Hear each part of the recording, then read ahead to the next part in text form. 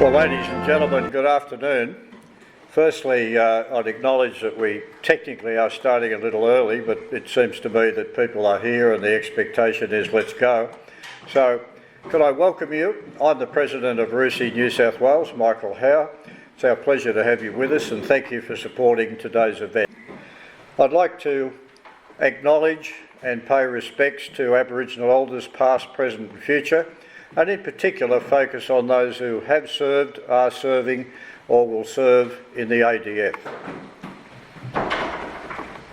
I'd like, however, as well as acknowledging Paul, just to give a very short, quick background as to why today's lecture is called the Sir Hermann Black Lecture.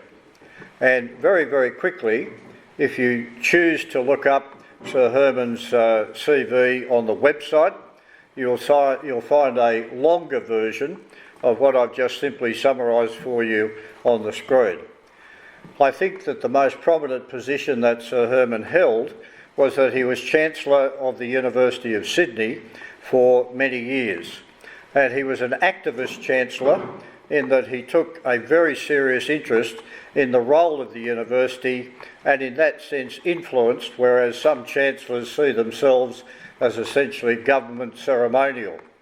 So he started as a teacher. He specialised in economics, and if you have a look at his CV and history, he essentially lived on the North Shore of Sydney for many years. He was very active in professional associations, one of which was RUSI New South Wales.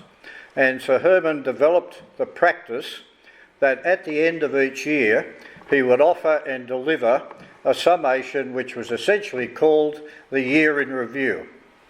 And so we had the beginning of what then became a tradition that each December we would invite, after Sir Hermann passed on, we would invite a prominent person to address the broad topic of the Year in Review and acknowledge that it's the Sir Hermann Black Lecture. So I hope that that will just fill a gap if you weren't quite sure as to why we called it the Sir Hermann Black Lecture. But I would urge you to simply do that very simple task of getting on a website and looking up Sir Hermann Black. He was a very, very distinguished person, particularly in the New South Wales Sydney environment. Therefore, it's my great pleasure to acknowledge that I would like now to hand over to our event coordinator, Lieutenant Colonel Ron Lyons, and invite Ron, if he could, in a more deliberate way, formally introduce our guest speaker. But very briefly, Paul, thank you so much for being with us. And Ron, if you wouldn't mind the formal introduction. Michael. Good afternoon, ladies and gentlemen, and welcome to the final in our lecture series for 2022. The overall theme of our activities this year has been improving Australia's regional security, and today's lecture is the annual Sir Hermann Black Lecture, titled The Year in Review. And as Michael has said, it'll be presented by Mr. Paul Kelly, Editor-at-Large of the Australian newspaper. Paul is no stranger to speaking to members of the Institute, having done so on numerous occasions. He's an eminent journalist of long standing, television commentator and author. With the tumultuous year that has been this year, who better to address us on local and global events? Ladies and gentlemen, would you please welcome back to the podium our speaker today, Mr. Paul Kelly. Michael and Ron, thanks very much for those introductions and for inviting me to come here today. It's a great pleasure for me to deliver the Sir Hermann Black Memorial Lecture. I'm delighted to return to speak once again to the Royal United Services Institute for Defence and Security Studies of New South Wales. I want to recognise your role and your extraordinary long history. I also want to say that your role is more important than ever, given the challenges that Australia now faces. I might add a personal touch. While I have no pretensions whatsoever in a military sense, my long-standing interest in our defence and security does fit my background As a young boy, we moved regularly to different parts of Australia because my father was regular army, a veteran of the 9th Division in World War II, and then of the 51st 31st Battalion in Bougainville. So I moved around a lot from Ingleburn, Seymour, Canunga and Wacol in my early years. And since then I've taken a great interest in military history and visited a number of World War I and World War II battlefields. In particular, I saw the photograph over there of the commemoration of Alamein, and I was at Alamein for the 70th anniversary in 2012. I was also a member of the Tony Abbott appointed committee recommending the creation of the Monash Centre at Villers-Bretonneux, which was opened on the 24th of April 2018, an event that I attended with both Malcolm Turnbull and Tony Abbott. So, moving to look at this extraordinary year, a year in review, 2022, a year when we've had two governments. For the first 5 months of the year, the Morrison government, with Scott Morrison continuing his approach to foreign policy, and then of course we had the change of government with Anthony Albanese becoming Prime Minister. I want to begin with three overarching points about where we are at the moment. And the first is that Australia is now in a unique and unprecedented situation, the like of which we've never faced before. From 1788 to the early 1940s, the protection of Australia was underwritten by British power and the Royal Navy. That changed in the early 1940s, and from that time on we became closely allied with the United States, which was formalised in the early 1950s with the ANZUS Treaty. We were allied to the United States during the Cold War and the post-Cold War period. This was a period of United States international primacy and supremacy, and we were participants and beneficiaries of that. But in recent years we've now seen a new situation emerging, a new situation with the rise of China. China, of course, being a powerful country with a very substantial population, which has gone through an economic boom over several decades. When I first went to China in 1976, there were no cars. On the streets of Beijing, people rode bikes. There were no cars at all. Everyone wore their Mao uniforms. And you look at the transformation of that country over the last 50 years, and there has been nothing like that in world history. China, not surprisingly, aspires to be the regional hegemon, and China is a country with a communist government and whose values, of course, in no way coincide with the values of liberalism or democracy. So we do face a new situation. My friend, the strategic analyst Alan Gingell, caught this very effectively a few years ago when he said, and I quote, "There's no doubt in my mind that the post-Second World War order that suited Australia so much has come to an end. It's not being challenged, it's not changing, it's over, it's finished." And I think that is a sharp statement, but I think it's an accurate statement, and it reminds us of where we are today. What we've seen from China in recent years under the current leadership is a very assertive strategy, a strategy of strategic assertion, making it absolutely clear that China does not intend to adhere to the existing global norms.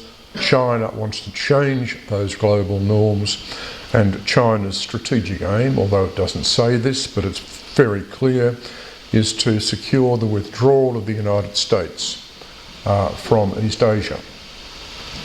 And if that happened, of course, the consequences for this country would be enormous.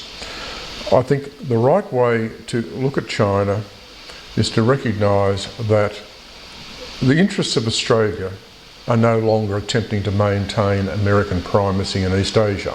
That's not possible. That's not feasible. Our interest is to maintain a balance of power in East Asia, a balance of power in which we see the rise of China, but we see China's power balanced against other countries. And those other countries would involve the United States, Japan, India, Australia, and perhaps some countries of Southeast Asia. So the issue really is the changing balance of power in the region. So that's the first point I want to make, the fact that we do now face a unique situation that we haven't seen before in our existence since 1788. The second point I want to make is that this is not just a defence and security challenge. This is a whole of government, whole of nation challenge. We've got to look at our strategic situation and how we relate to this as a country. This goes to our economic performance, our productivity, our technological sophistication, our unity as a country, our capacity to agree on the challenge we face and sort out what to do about it. It relates to our trading relationships, our cyber security, the quality of our diplomacy. So the way to understand the challenge we face is it's not a challenge just in one silo. It's a whole of government and a whole of nation challenge. And we see this if we look at just recent events. Look at the global pandemic. And what we saw during the global pandemic, of course, was we didn't see international cooperation between the United States and China. We saw rivalry between the United States and China in terms of this global pandemic. And one of the fundamental questions, of course, was the capacity of countries to manage the pandemic. The United States got into trouble in terms of its inability to effectively manage the pandemic, and China has got itself into trouble as well. Australia, fortunately, in terms of our relative performance, did well in terms of managing the pandemic. Then we see a global energy crisis. Again, the capacity of countries to manage the global energy crisis will be important in terms of their overall resilience and capability. So this underlines the point I'm trying to make, that when we look at the challenges in the world today, we've got to see them in a wider lens. My third point. So my third point, I'll return to defence and national security. At the present time, we're spending 2% of GDP on national defence. Well, that is completely inadequate when one looks at the statements made on defence policy by the Morrison government, the statements being made on defence policy by the Albanese government, and the sheer challenge we face. If we look at the AUKUS nuclear-powered submarine deal, there is no way we can proceed with that deal without taking defence spending significantly above 3% of GDP. That, given we're at 2%, is a 50% increase. Now, there are enormous ramifications for any government in terms of sorting out how you do that, given at the present time we face a substantial budget deficit and really pressing spending demands on this government, whether we're talking now about aged care, the welfare sector, the health sector, or the NDIS. So, funding of defence, let alone the quality of defence decision making and security decision making, is going to be fundamental in this earlier period. Now, as I said at the start, this was a year in which we saw a political transition from Morrison to Albanese. Like all election campaigns, this was a fairly intense and somewhat bitter election campaign we saw last May. However, there's one really important point I would make about this transition, and that is, while there have been significant differences between Labor and Liberal, it's also true that there is a deep strategic bipartisanship, and this is fundamental for Australia. Because, as I said, one of the challenges we face is our capacity to work together. What's going to be the quality of our national unity? We've seen the extent to which internal domestic division in the United States is weakening the internal strength and resilience of the United States, and that may well play out in terms of America's role in the world. So it's enormously important for this country, as much as we can, to maintain that sense of strategic bipartisanship.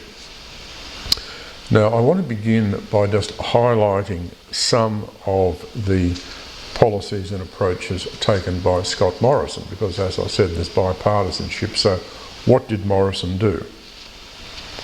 Well, the first thing that Morrison did was, although he was inexperienced in foreign policy when he became Prime Minister in August 2018, and although Scott Morrison was never a natural diplomat and never spoke the language of diplomacy, he did understand power, and he reached a number of very early conclusions as Prime Minister. The first one was that China's economic and trade coercion against Australia was designed to break Australia's will and force us into more accommodating foreign and security policies in relation to China, and that China's economic coercion against Australia had international significance. While China had engaged in trade and economic retaliation against a number of countries, its attack on Australia was very direct, very specific, and was directed against a very important American ally, designed, as far as Morrison was concerned, to break Australia's will, and, as far as he was concerned, to break his will as Prime Minister and see him submit as Prime Minister to China. Now, in that sense, Morrison saw the challenge as not just a personal and political challenge, but one that went to his strength and resilience as Prime Minister. The interesting feature about China's economic coercion against Australia was that we maintained our internal unity. I often said, and a number of people disputed my assessment, but I often said, if someone had said to you 7 or 8 years earlier that China would engage in this sort of economic coercion against Australia in terms of a whole range of products, do you think that Australia would have had the resilience to stand up to China, or would we have made concessions? Would we have backed down to a certain extent and made concessions? And we can have a debate about that, it's all hypothetical. I felt there was a risk that we might back down and make concessions, but in the end that didn't happen. And I think this is really important in terms of the measure of Australian resilience. The second thing that Morrison did was he deepened and broadened our strategic ties with the United States. Morrison felt that in a changing world, with the rise of China, China flexing its muscles, it was enormously important that Australia build upon its existing alliance with the United States and add value to that alliance. Now, this was not an easy thing to do. Donald Trump was American president. Trump was hostile to the alliance system. Trump said on many occasions that he believed that America had been exploited by its allies, particularly by European allies who'd become free riders of American defence security and American defence spending. So the management of Trump in this situation was enormously important. If something had gone wrong in terms of that management, and indeed we saw what happened in the famous phone call between Malcolm Turnbull and Donald Trump, where things became quite precarious. But under both Turnbull and Morrison, we got through that. We managed relations with Trump more effectively than many other American allies. And what we saw in the context of Morrison was we saw the AUKUS agreement. Now, what I'd say about AUKUS is this. This was Morrison's idea, it was Morrison's initiative, and there have been very few such significant, globally important strategic initiatives originating from Australia. Essentially what happened was Morrison got a lot of legwork done by the Defence Department over the course of 12 months to look at whether it was possible for a country that did not have a civil nuclear industry to nonetheless be able to maintain nuclear-powered submarines. When he eventually got an answer that it was technically possible, then he had to think strategically about whether it was wise. That meant terminating the existing submarine contract with the French, aware that there would be a lot of difficulties involved in that. I think he didn't sufficiently appreciate the magnitude of the difficulties that would be involved, given what we saw subsequently from French President Emmanuel Macron. But Morrison decided to press ahead with this. He spoke to Boris Johnson about it and got a very positive response. And Morrison and Johnson formed a de facto partnership on the submarine venture, and then they went jointly to President Biden. And I think what was really important in the approach to President Biden was this was not an Australian approach by the Australian Prime Minister, it was a joint approach. The joint approach by the Prime Ministers of Australia and Britain. And when this was conducted at the Carbis Bay meeting, the three-way meeting between the three leaders, although we'd been briefed beforehand by Jake Sullivan and Kurt Campbell, Biden's advisors, that Biden would probably respond in an enthusiastic way, Biden had reservations at that meeting. We were subsequently able to meet those reservations and the announcement was made. An enormously important announcement, but the other point I'd make about the AUKUS agreement is this is an incredible challenge for this country. I don't know if there's any other country in the world which does not have a civil nuclear industry but maintains nuclear-powered submarines. So we've got a number of years in which we have to build up our high-tech capability, our nuclear expertise, our engineering capability, our mariners have got to be trained in terms of nuclear-powered submarines. This is an enormous task. The third point I want to make about Morrison's approach was that Morrison was very committed to working with the region, and this had its expression in terms of the Quad, the four-way relationship between the United States, Japan, India and Australia. Now, Morrison wanted to build up the Quad. The Japanese were enormously keen on this, and essentially what we've seen is we've seen a deepening in the bilateral relationship between Australia and Japan under the former Liberal government, maintained by the current Labor government, and we've seen a development and a deepening of the Quad, with the Quad now operating at leaders level. So essentially there's been a commitment on the part of the four leaders, and this is important because since then we've seen a change of leadership in some of the countries, and that commitment from the heads of government in those four countries has been maintained. So Morrison was alert to working with the region in terms of strengthening Australia's influence, strengthening Australia's diplomacy, and of course all this, as I said, was about the strategic task of obtaining an emerging and changing balance of power in the region. Okay, we had the change of government last May, and Anthony Albanese, once a warrior of the Labor left, became Prime Minister. Let me make a few overarching points about the new government and its approach to the world. The interesting thing is that the three most senior positions in this government are all committed and are all players in international diplomacy, defence and foreign affairs. We have the Prime Minister Albanese. We now have the Deputy Prime Minister Richard Marles being the Defence Minister. It's quite a while since we've had a Deputy Prime Minister who's the Defence Minister. And we have the number 3 person in the government, the Leader of the government in the Senate, Penny Wong, being the Foreign Minister.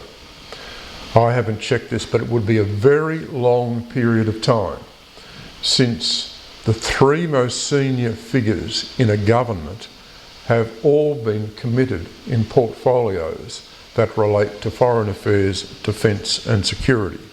I think this is an important point. The second point to make is in relation to the outlook of the Prime Minister. Now, what is really critical here is that Albanese, when he was opposition leader, committed to bipartisanship in defence and foreign policy, and in particular, he gave in principle support to the AUKUS agreement. He made it clear that he supported the deepening of the relationship with the United States, and he also made it clear that he had deep strategic concerns about China. Albanese said all that in opposition. Now, he said this for 2 reasons. He said it, first of all, because it was in his political interest to say it, because he did not want to give Morrison the capacity to run an election campaign based on defence and security. But secondly, I believe that Albanese accepted this as a matter of principle. That is, he actually believed in it. He wasn't just saying it for electoral reasons, he believed in it. And what we've seen since then verifies that. Albanese, again, is not a natural diplomat. He has not had a lot of experience in international affairs or diplomacy. He's done, I think, extremely well. He is very close to Penny Wong. And there's no doubt that Wong has assisted Albanese in terms of his induction as a Prime Minister into the realm of diplomacy. I think Albanese has been impressive with the poise he's shown in foreign policy and the tone. Now, there's no doubt the senior figures in the government have talked about the tone they use. They've criticised the former government, saying that its tone in relation to foreign policy, warning about China, talking up fear of China, talking up the threat of war, was a mistake. And you can see that Albanese, Marles and Wong have changed the rhetoric, they've changed the language, and they've changed the tone. I think that's to be welcomed, and the discipline with which they've done that is impressive. The other point I want to make is energy, the sheer energy that the 3 of them, Albanese, Marles and Wong, have brought to the job. I think that Penny Wong's performance as Foreign Minister leaves Maurice Payne in the shade, not looking too good at all. Wong is enormously effective in terms of her personal dealings with other foreign ministers and with heads of government. She has travelled enormously and extensively as Foreign Minister. She spent a large amount of time out of the country. She's made the South Pacific a priority. That's where she is now. She's in Vanuatu now. She's made a number of visits to the South Pacific in terms of attempting to build constructive relationships with the people of the South Pacific. Indonesia and Southeast Asia has been a priority. She's travelled extensively in that part of the world. And when it comes to Richard Marles, he's shown a great commitment in terms of the alliance relationship and in terms of the relationship with Japan. And what we are now seeing off the back of the recent OSMIN talks that we saw a couple of weeks ago, we are now seeing the United States and Australia talking about a possible role for Japan in terms of the AUKUS technological agreements. and we are seeing very significant strategic deepening in Australia's partnership with Japan. Albanese, Miles and Wong have set out to establish strong relationship with President Biden, and Albanese has used the climate change issue, which is enormously important to the Biden administration and important to the Albanese administration, to strengthen that particular bond. But it's not just about climate change, it's also about strategic issues. So that relationship, all the signs are that Labor has made an effective transition there in terms of relations with the Biden administration, and in terms of the defence cooperation that we saw built up under Scott Morrison. The Quad has been another strong commitment from Labor.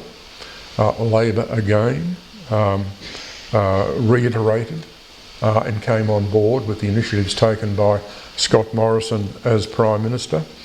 And the importance of the Quad is that it sees America, Australia, Japan and India, four really important regional players coming together.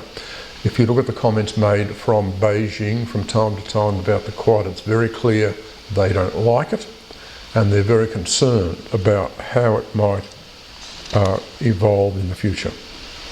In relation to China, the Labor government has been highly successful. So what we've seen now is a meeting has been conducted, a friendly meeting has been conducted at head of government level between President Xi Jinping and Prime Minister Albanese. I think it would be fair to say that meeting would not have occurred if Scott Morrison had won the election. Relations between Canberra and Beijing were little short of bitterly alienated, and I don't think that rapport and that communication would have been established if Morrison had won. But again, this was a tribute to the rhetoric and the messages and the behind-the-scenes diplomacy conducted by the new Albanese government. What we've also seen is a lot of activity on the defence front coming from Defence Minister Richard Marles. Now, this has got a long way to play out, but Marles, in his recent speeches, has made it clear that he wants a new approach to defence. He wants an approach in which Australia can project power and shape outcomes and deter threats, not just in terms of defending our continent, but at some distance from our continent. So Marles is looking at our capacity to project power, to have an impact at some distance from the country. And he's already signalled in terms of the Defence Strategic Review that is commissioned from former Defence Minister Stephen Smith and former CDF Sir Angus Houston, which will deliver its final report in the early part of next year. We will see changes then to defence procurement and defence strategy overall, and the purpose of that is to look at the way we're configuring our forces, a look at our capacity in terms of missiles, our capacity to project power. Essentially, one of the objectives here is to address some of the unsuccessful and protracted defence securement programs.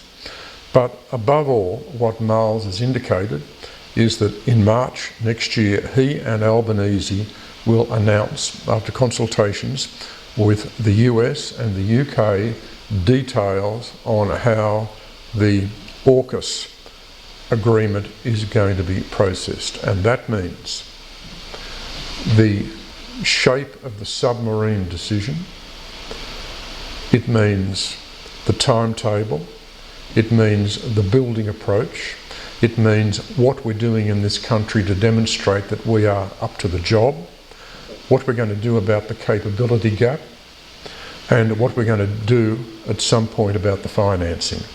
So in a sense, the moment of truth for the Albanese government and for Richard Marles as Defence Minister is going to begin next March, when he's promised to unveil a series of decisions in relation to the AUKUS agreement and the nuclear-powered submarine. Now, as I said, this is going to be really difficult for the government. Difficult for the government because this cannot be done with anything like the current defence budget. That budget has got to be changed significantly. Overall, I give the Albanese government high marks for what it's done so far in defence and foreign policy. It's been able to re-establish dialogue with China, and as far as we know, it's made no concessions to China whatsoever. None. I think this is an important achievement, and what it reflects above all, I think, is that China has reassessed. And that China, for whatever reasons China's settled upon, has decided that it's in China's interest to begin to re-engage Australia. I think that the relationship with the United States is in good shape. I'm not going to predict this, but I do think Albanese is giving serious consideration to appointing Kevin Rudd ambassador to Washington. There are probably different views about that within the government, and it may or may not be a wise thing to do. I do think he's reflecting on it at the moment, though, and we'll just have to wait and see how that plays out. I might finish with some comments about Taiwan and China. Taiwan is the single most difficult issue here. It's really important we avoid any military conflict over Taiwan. A military conflict over Taiwan is going to be a catastrophe. It'll be a catastrophe for any country that's involved, and it will be a catastrophe for the region. It's important, therefore, to maintain the status quo in relation to Taiwan. That means strategic ambiguity, not spelling out exactly what the United States would do if there was a threat to Taiwan, but leaving open the possibility that the United States would be involved. And the purpose of that, of course, is to try to deter China on the one hand and ensure that Taiwan, on the other hand, doesn't take anything for granted. I think that as a result of what's happened in the Ukraine, Beijing will be sobering and assessing what would happen if it embarked on a military option in relation to Taiwan. China would pay a really significant price, and China at the moment has a number of domestic political problems. The days of high Chinese growth are finished. We can see now that the Chinese economy is changing radically. Kevin Rudd, whose work on China is really path-breaking importance, I think, has said that we might soon be talking about peak China.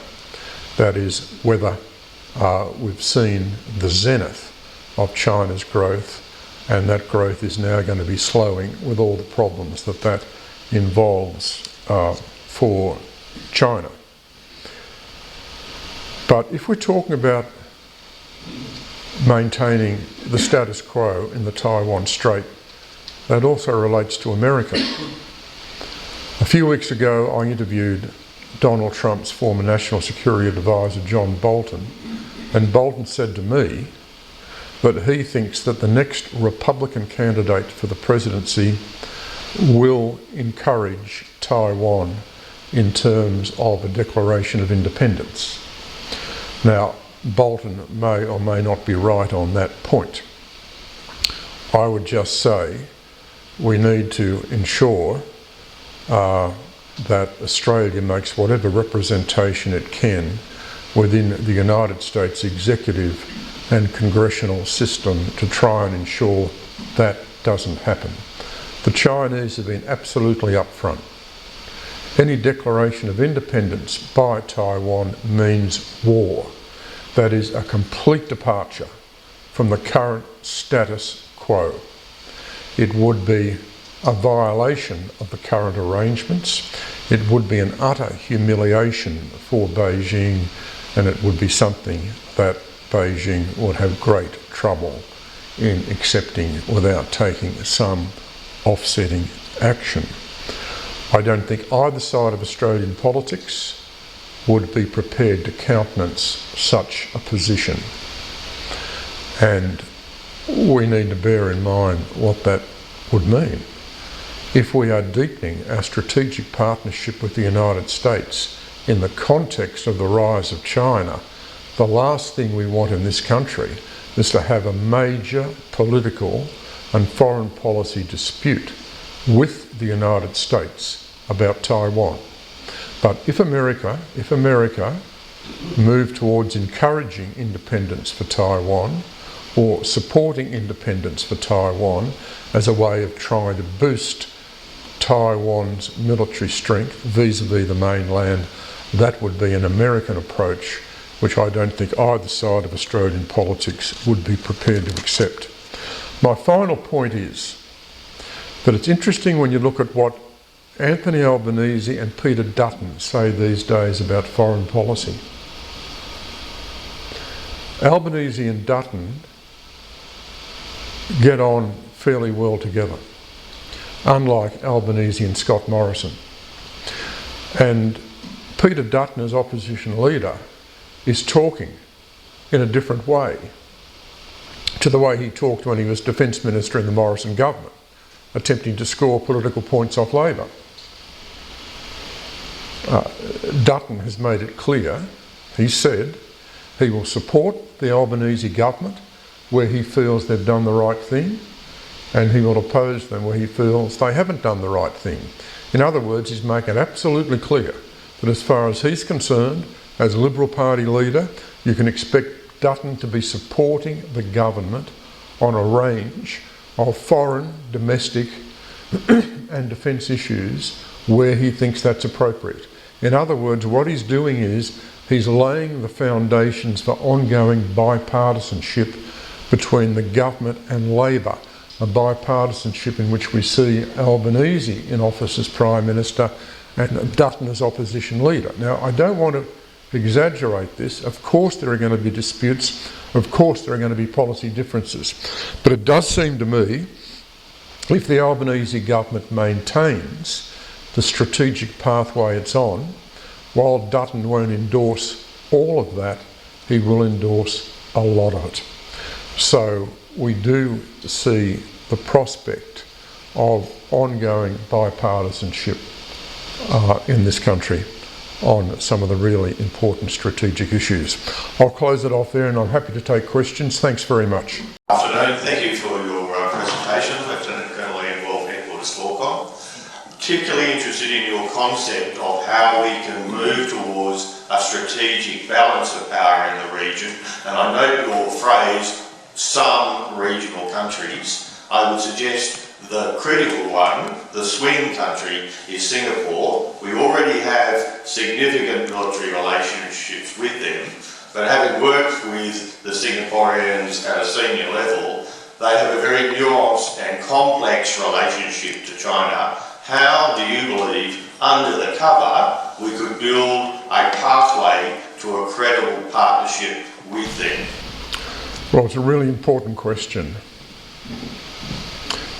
The outlook of Southeast Asia is quite different to that of Australia or Japan or South Korea in relation to China. And we already see some countries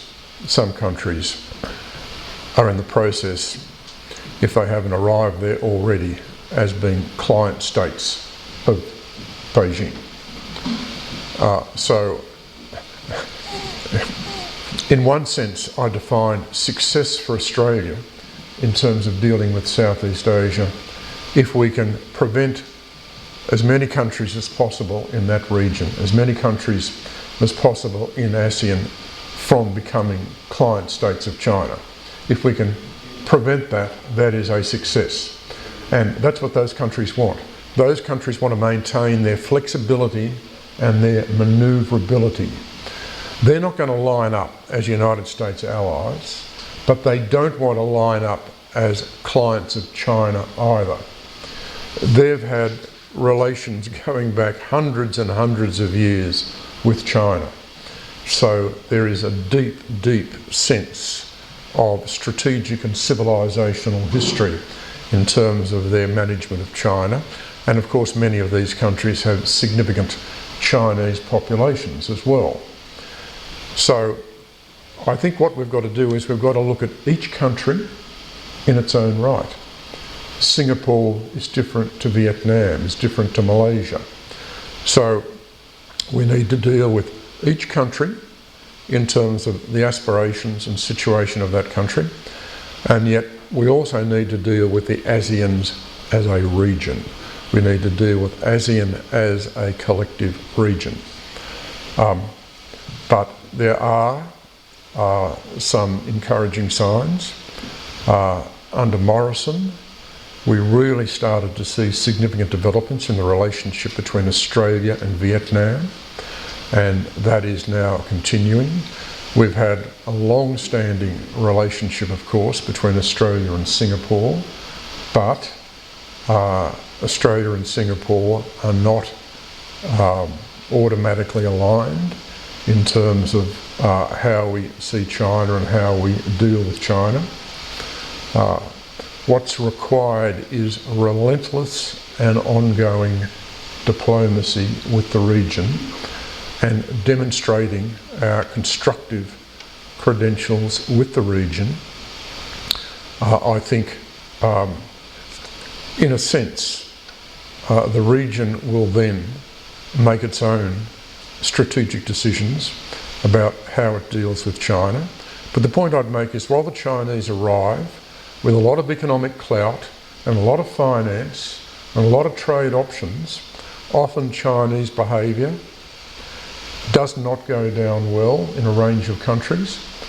The Chinese are not great diplomats, and the Chinese from time to time, particularly we've seen this in the Pacific, have not necessarily created a lot of goodwill.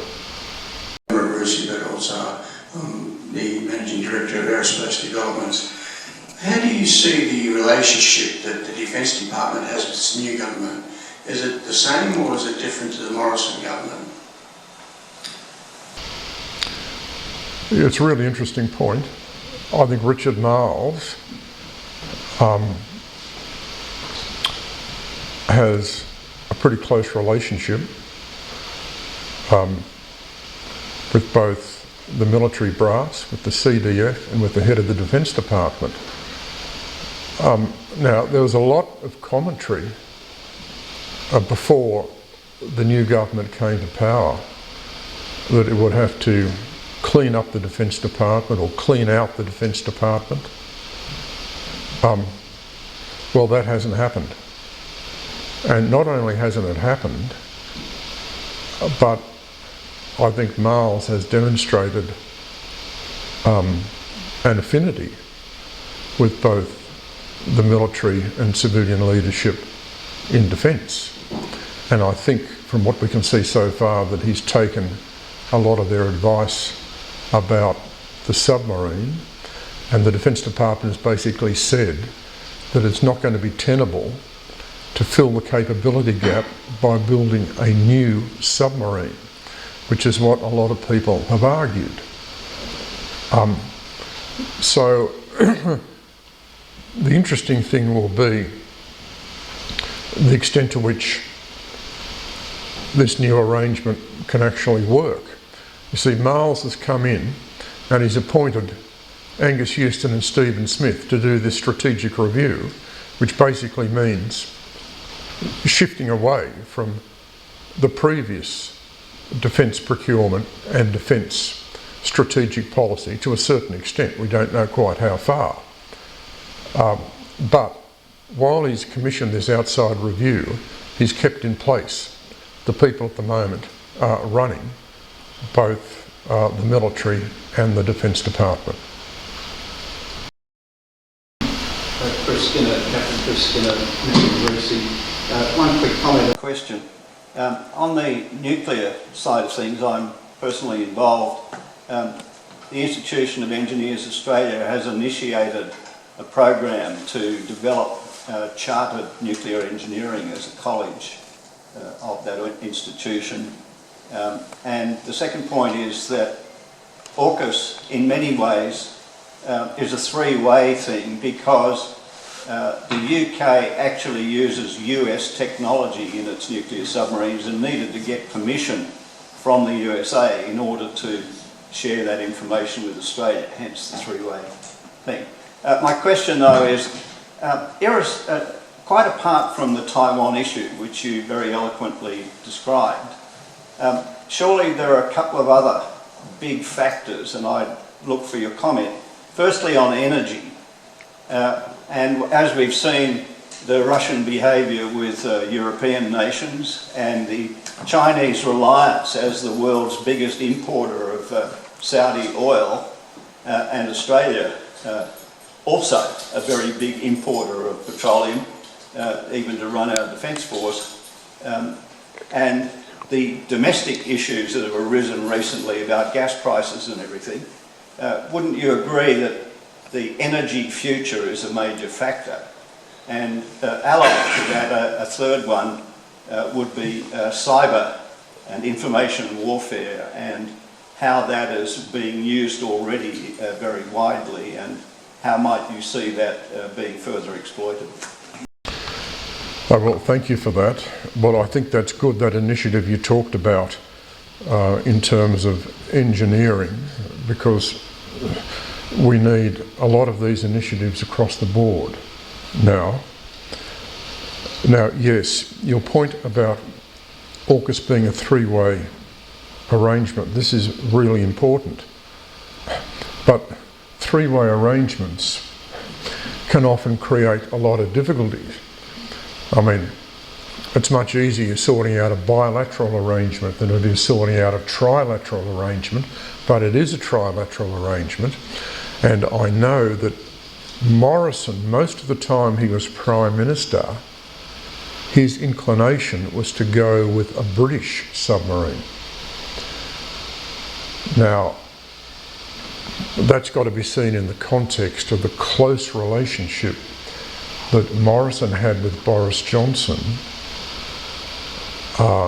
and the fact that they partnered together initially in order to get the Americans on board. But I think since then, the gravitational pull has been towards the United States and towards United States submarine technology. And we saw this comment from the American Defence Secretary the other day, saying that the United States was aware of our so-called submarine capability gap and would also be looking at that. So we'll have to see exactly what that comment meant. But my own view about this is that the AUKUS arrangement must be geared to United States technology, to United States nuclear expertise, to United States submarine expertise. That must be the orientation.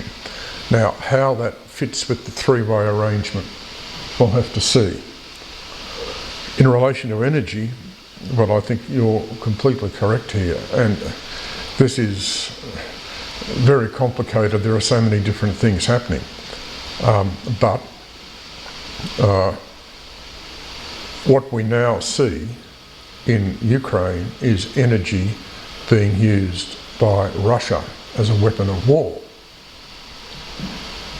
And I think this inaugurates a new phase of history, if you like, in which we have the world saying we must address global warming by moving away from fossil fuels to renewables.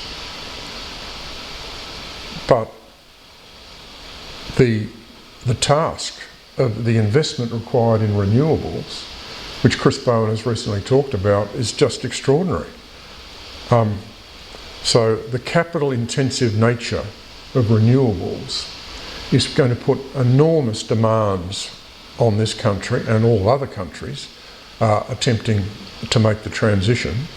One of the questions in Australia is how on earth do we manage the financial, political and ideological factors involved in this such that we maintain security of energy supply on the one hand while we're phasing down fossil fuels on the other and attempting to build up renewables. How can you possibly get the timing of all this right without there being a risk in terms of the capacity and reliability of the system? I mean, a government cannot control this. So that poses a major risk. So I think essentially we are now seeing a fusion of strategic issues and global energy issues. And this is going to create a lot of cross currents. I mean, when you look at China, I mean, China's got a lot of the infrastructure required for renewable energy. They are a monopoly supplier on much of that infrastructure. So one of the risks at the moment, which the government has talked about, is if we're going to become a lot more dependent on renewable energy, does this mean that we are creating another risk for ourselves in being hostage to China? Now, this issue is not addressed a lot, but it's a very, very pertinent issue. So there's going to be a lot more about this from now on. The interaction of strategic and energy issues is a permanent feature of the landscape and will be from now on. Last question. Mr. Kelly, thank you very much. Michael Flynn, Argus in South Wales. I just want to focus on history. At the start, our President acknowledged country. You referred to President Trump's feeling of exploitation by the European powers. I happened to be in Beijing in 1989 at the Australian Embassy, and before Tiananmen Square erupted, I went for a number of tours, and I was impressed by the average Chinese relevance of the historical subjugation by European powers and Japan in 1860 and the Boxer Rebellion and in the cantons along the coast. Has acknowledgement of this, how important is it to China to re-establish their sense, and how can they accept the fact that they would subject to subjugation? Well, I think as you've indicated, it's absolutely critical, and it's fundamental to, it's just one of the emotional and nationalistic driving forces of the government in Beijing, and it's used all the time against Japan, against Korea, but it's a legitimate feeling. It's a legitimate instinct and feeling in China's population. We know the history. We know the story of China's humiliation, and we understand the commitment made by the government. President Xi Jinping talks about the rejuvenation of China. He talks openly about the new age in which China will repudiate this history. I mean, this is part of his message. It's part of his rhetoric all the time. So I think it's enormously important. I would say that authoritarian leaders always use this message. They always, if you look at Putin, for example, I mean, it's just extraordinary as far as Putin's concerned. So if you're an authoritarian leader, you don't have democratic legitimacy. So where do you find your legitimacy? You've got to find your legitimacy from somewhere else.